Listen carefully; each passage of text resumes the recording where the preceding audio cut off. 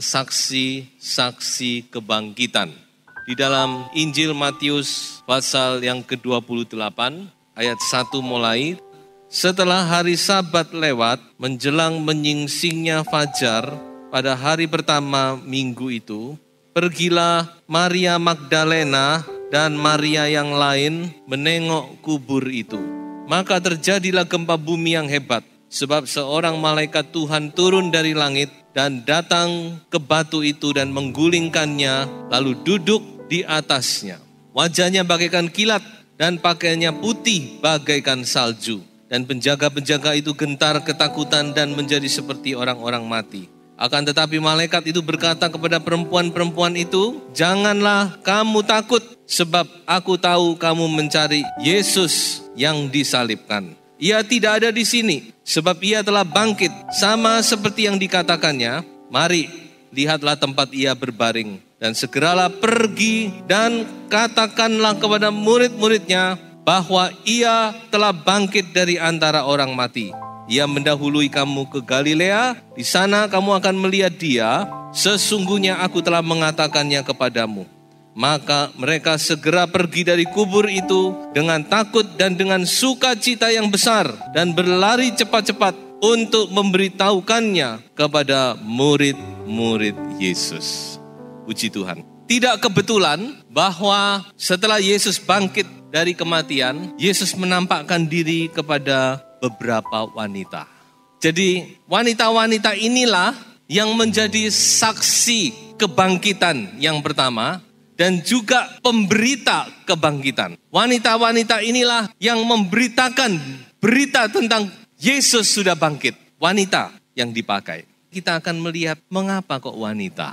Memang sepertinya ini khotbah untuk kaum wanita, tapi cocok untuk kita semua. Mengapa wanita? Bukankah pria itu dikatakan sebagai pemimpin, pria itu yang dipilih menjadi rasul, tapi mengapa wanita yang dipakai oleh Yesus? Berita kebangkitan, justru wanita yang pertama-tama menyiarkan. Ini ada beberapa arti. Wanita itu memang di dalam Alkitab adalah sebenarnya lambang dari gereja Tuhan. Jadi gereja Tuhan itu di dalam Alkitab dilambangkan sebagai wanita. Karena gereja adalah mempelai dari Kristus. Jadi kalau berbicara wanita, secara umum sebenarnya itu juga berbicara gereja Tuhan yang terdiri dari wanita dan pria. Di gereja Tuhan dipakai oleh Tuhan untuk memberitakan bahwa Yesus sudah bangkit. Tapi selain itu, wanita ini memang punya kelebihan. Ada kelebihan-kelebihan yang dimiliki oleh wanita. Sehingga wanitalah yang dipakai oleh Tuhan untuk memberitakan, untuk menjadi saksi. Yesus pertama-tama bangkit menampakkan diri kepada wanita. Bukan kepada pria, bukan kepada Petrus, bukan kepada Yohanes murid yang dikasihi. Tapi kepada wanita. Jadi ini memang sesuatu rahasia. Nah, coba kita mau mengerti apa sebenarnya kelebihan dari wanita itu. Yang pertama, kasih. Wanita itu punya kasih. Tentu ada yang perkecualian. Wanita itu punya kasih. Apa buktinya kalau wanita punya kasih? Coba saudara perhatikan dalam Alkitab. Tentang suami istri. Bagaimana nasihat Tuhan? Waktu Tuhan berbicara tentang suami istri, Tuhan tidak pernah sekalipun berkata, "Hai istri-istri, kasihilah suamimu." Yang Tuhan katakan apa? "Hai suami-suami, apa? Kasihilah istrimu." Kenapa? Apa istri tidak perlu mengasihi suami? Mengapa Tuhan tidak berkata, "Hai istri, kasihilah suamimu"? Karena tidak perlu. Karena itu dengan sendirinya. Amin, ibu-ibu. Jadi kalau istri mengasihi suami itu tidak perlu diajar, tidak perlu diperintahkan. Itu dengan sendirinya. Istri mengasihi suami itu dengan natural. Istri mengasihi suami, mama mengasihi anak, itu tidak perlu diajar, tidak perlu diperintahkan oleh Tuhan. Yang Tuhan perlu perintahkan ini si suami ini. Jadi ini salah satu bukti bahwa wanita itu punya kasih. Kasih inilah yang mendorong para wanita ini. Tadi kita sudah melihat ada Maria Magdalena, Maria, dan setiap Injil ada beberapa versi. Kalau digabung kurang lebih ada 4-5 wanita di situ. Pagi-pagi mereka datang. Pada hari pertama minggu itu mereka datang ke kubur. Karena mereka mengasihi Yesus. Meskipun Yesus sudah mati. Jadi kasih itulah yang mendorong mereka untuk datang ke kubur. Memang wanita ini luar biasa. Saya melihat wanita ini memang diberi Tuhan karunia kasih ini. Mengapa saya katakan demikian? Karena saya lihat kadang-kadang suaminya sudah tidak karu-karuan. Masih saja dicintai. Jadi ini yang pertama-tama kita lihat dalam kehidupan wanita. Dia punya kasih. Sebab itu Amsal berkata, kalau orang itu punya istri itu berbahagia dan diberkati Tuhan. Dan kalau saudara adalah istri, jadilah istri yang sungguh-sungguh mengasihi suamimu. Amin. Yang kedua, apa kelebihan wanita? Kesetiaan. Karena kasih dan kesetiaan ini pada umumnya berjalan bersama-sama. Kasih dan kesetiaan. Wanita ini lebih setia, harus diakui. Memang ada juga wanita yang tidak setia juga ada. Tapi saya berbicara ini secara umum. Terlebih wanita-wanita di dalam Kristus. Punya kesetiaan kepada Tuhan, kepada keluarga. Setia. Dia tidak akan nyeleweng, tidak akan berpaling kepada yang lain. Inilah kelebihan dari seorang wanita. Kasih dan kesetiaan. Yang ketiga, apa kelebihan wanita? Keberanian. Memang kita seringkali berkata wanita itu identik dengan makhluk yang lemah. Firman Tuhan juga berkata makhluk yang lebih lemah. Apa buktinya kalau wanita itu berani? Ini buktinya tadi yang kita baca. Siapa yang menunggu sampai dibawa ke kayu salib? Waktu Yesus disalib, siapa? Petrus? Yakobus? Siapa yang menunggu? Wanita. Yang Petrus yang berkoar-koar yang luar biasa itu mana? Singitan semua, hilang semua saudara. Tapi wanita, ibu daripada Yesus, dia tidak peduli saudara. Dia tunggu sampai Yesus mati. Dia ikuti mayatnya di mana dikubur. Makanya mereka tahu kemana harus pergi. Karena mereka mengikuti di mana Yesus dikubur. Dan mereka juga yang datang pagi-pagi gak peduli di situ dijaga oleh serdadu Romawi, tidak peduli. Mereka berani. Inilah wanita, punya keberanian. Jangan main-main dengan wanita, saudara. Kalau sudah nekat, pria kalah. Yang keempat, apa kelebihan dari wanita? Kerelaan. Kerelaan untuk apa? Kerelaan untuk berkorban. Wanita ini memang dia rela. Salah satu contoh saja, mungkin saudara tidak pernah berpikir. Dalam rumah tangga, marga siapa yang dipakai? Yang melahirkan anak siapa? Tapi yang dipakai marganya siapa? Pernah enggak ibu protes? Kok margamu sih dipakai? Ada? Mestinya protes ibu-ibu itu. Rela dia. Enggak pernah berpikir. Padahal itu paling simpel saudara-saudara. Tapi enggak ada wanita yang protes. Kenapa kok begitu? Punya satu kerelaan. Wanita itu enggak pernah memperhitungkan pengorbanannya kepada keluarga. Walaupun soro, walaupun yang tampil pria kayak hebat-hebat toh. Padahal yang berkorban itu wanita, saudara-saudara. Tapi wanita tidak pernah protes. Kalau kita lihat orang-orang yang sukses, di balik mereka itu yang berkorban itu istri-istrinya. Tapi tidak ada satu istri pun yang protes. Dia rela bersembunyi di balik suami. Rela suaminya yang dihormati, tapi dia tersembunyi. Karena kesuksesan seorang pria itu didukung oleh istri. Yang kelima, apa kelebihan wanita? Wanita punya kepekaan. Mengapa kok wanita itu peka? Karena wanita itu perasaannya lebih lembut, lebih halus. Perasaannya lembut inilah yang membuat dia menjadi lebih peka, lebih bisa menimbang segala sesuatu. Ya betul, memang tidak selalu benar, tapi lebih banyak benar daripada salah. Salah satu contohnya Pilatus, waktu mengadili Yesus. Wanita, istri yang memperingatkan Pilatus, hati-hati terhadap orang ini, hati-hati. Sebaiknya kamu jangan ikut campur. Aku karena orang ini aku tidak bisa tidur semalam. Peka dia. Jadi banyak hal kalau suami-suami itu mau menerima pertimbangan istri, selamat. Banyak hal suami-suami itu terjerumus, keliru jalan. Karena apa? Karena mengabaikan pertimbangan istri. Jadi saudara, ini ada sesuatu hal yang khusus. Tuhan memberikan pendamping yang luar biasa kepada para suami. itu adalah belahan jiwa. Jadi kita melihat ada 5 kelebihan wanita yang harus dimiliki dan harus dioptimalkan. Kasih, kesetiaan, keberanian, kerelaan, kepekaan. Tapi tidak adil kalau tidak ngomong kekurangannya. Bukan berarti wanita tidak punya kekurangan.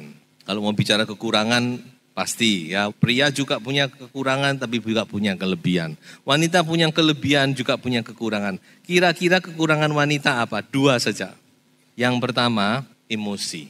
Dan kedua, perkataan. Emosinya labil memang. Tapi kita harus mengerti saudara-saudara ya. Itu juga karena fisik. Hormonnya berubah terus. Tapi hormon wanita itu ada 2 saudara. Kalau pria cuma 1. Hormon wanita itu 2 terus selang-seling. Setiap bulan selang-seling. Naik turun. Apa enggak kira-kira kalau saudara pria-pria jadi wanita enggak marah-marah juga? Nah, makanya wanita itu lebih emosional. Ya itu kita harus mengerti. Lalu ya itu tadi yang kedua itu ya, perkataan. Pas kombinasi yang baik ini susah. Pas emosi, pas gak ngontrol perkataan, maka peperangan terjadi.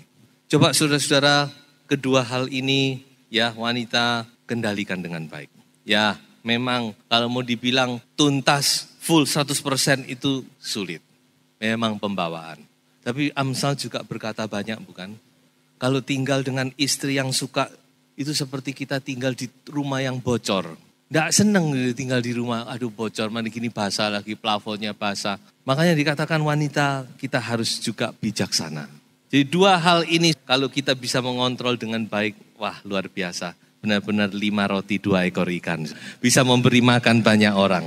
Sungguh, saudara wanita-wanita, saudara sudah punya 5 potensi. Kalau ditambah 2 ekor ikan ini, wah saudara menjadi berkat. Memberi makan 5.000 orang, laki-laki. Bisa menjadi berkat banyak orang. Wanita, seorang ibu, seorang istri. Saudara bisa mendorong, membangkitkan harapan yang baru dalam hati suami, dalam hati anak-anak. Memberikan dorongan dan benar-benar anak saudara bisa menjadi berkat yang luar biasa. Mari kita baca 1 ayat lagi di dalam Wahyu 12. Sekarang kita mau menginjak bagian-bagian terakhir. Di mana wanita juga berbicara tentang gereja Tuhan.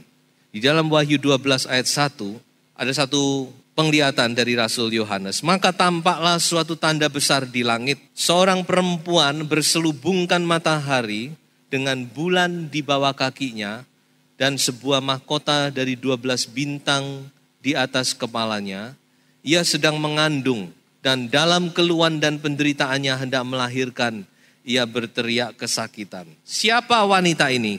Ada banyak penafsiran tentu. Kalau bicara wahyu itu bicara penafsiran sudah. Jadi wanita ini berbicara tentang gereja yang sempurna di akhir zaman. Gereja yang sempurna, gereja akan disempurnakan menjelang kedatangan antikristus. Tuhan akan bekerja membawa gereja juga kepada kesempurnaan. Saya akan lompat kepada ayat yang ke-10 dan ayat yang ke-11 dari Wahyu 12. Dan aku mendengar suara yang nyaring di sorga berkata, sekarang telah tiba keselamatan dan kuasa dan pemerintahan Allah kita dan kekuasaan Dia yang diurapinya, karena telah dilemparkan ke bawah pendakwa saudara-saudara kita yang mendakwa mereka siang dan malam di hadapan tahta Allah. Dan mereka mengalahkan dia oleh darah anak domba dan apa? Oleh perkataan kesaksian mereka. Haleluya. Inilah sekarang yang saya mau katakan bahwa gereja di akhir zaman punya tanggung jawab untuk bersaksi. Jadi bukan saja wanita secara fisik yang bersaksi tentang kebangkitan Yesus. Tapi gereja Tuhan, wanita-wanita rohani, kita harus juga bersaksi. Memberitakan bahwa Yesus Kristus adalah Tuhan yang hidup dan berkuasa. Haleluya. Yesus Kristus itu hidup dan berkuasa. Saudara harus bersaksi. Apa yang saudara alami, saksikan itu. Bahwa Yesus sungguh hidup. Jangan malu untuk bersaksi. Kalau Tuhan kasih kesempatan saudara bersaksi. Saksikan bahwa Yesus Kristus, Yesus saudara hidup. Dia bangkit dari kematian. Dia adalah Tuhan. Dia adalah anak Allah yang hidup. Dia duduk di sebelah kanan Allah Bapa. Dan satu kali dia akan datang kembali. Ini yang perlu kita saksikan. Kita harus menjadi saksi-saksi kebangkitan. Sebagai ayat terakhir, Kisah Rasul pasal 4 ayat 20. Apa yang dikatakan oleh para rasul. pada waktu mereka dihakimi. Dikatakan demikian, sebab tidak mungkin bagi kami untuk tidak berkata-kata tentang apa yang telah kami lihat dan yang telah kami dengar. Haleluya. Oh, tidak mungkin kami tidak berkata-kata, saudara-saudara. Oh, jangan sampai saudara membungkam mulutmu. Pakai kata, tidak mungkin kami mau membungkam mulut. Apa yang kami alami, kami mau saksikan, kami mau beritakan kepada dunia. Karena kami sudah alami sendiri, kami lihat sendiri, kami dengar sendiri.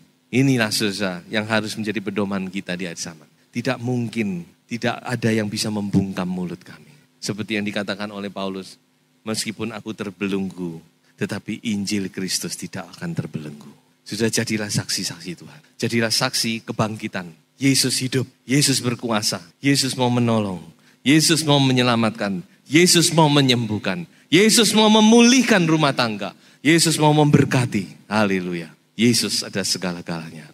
Sebelum saya tutup khotbah ini, ada 3 pesan yang ingin saya sampaikan. Yang pertama, bagi wanita-wanita, sekali lagi saya katakan optimalkan potensi yang ada dalam hidup saudara. Saudara sudah mendapat karunia. Yang kedua, pesan untuk pria, hargai wanita. Jangan usah ngomong mencintai dulu, hargai dulu. Karena kita tidak mungkin mencintai yang tidak kita hargai. Kalau barang ini sudah tidak hargai, sudah anggap ini barang tidak berguna, barang murah sudah tidak akan ambil. Tapi kalau saudara hargai, ini luar biasa. Yang ketiga, jadilah saksi-saksi kebangkitan. Saudara, ini untuk kita semua. Kita adalah saksi. Tuhan percayakan itu. Saksi itu dalam bahasa Gerikanya adalah marturia. Dari kata marturia ada kata martir. Saksi itu kita harus berdiri teguh. Bahkan sampai tetes darah yang penghabisan. Dan tidak akan goyah. Bahwa Yesus Kristus adalah Tuhanku. Dia adalah juru selamatku. Dia adalah penebus dosa. Tuhan memberkati.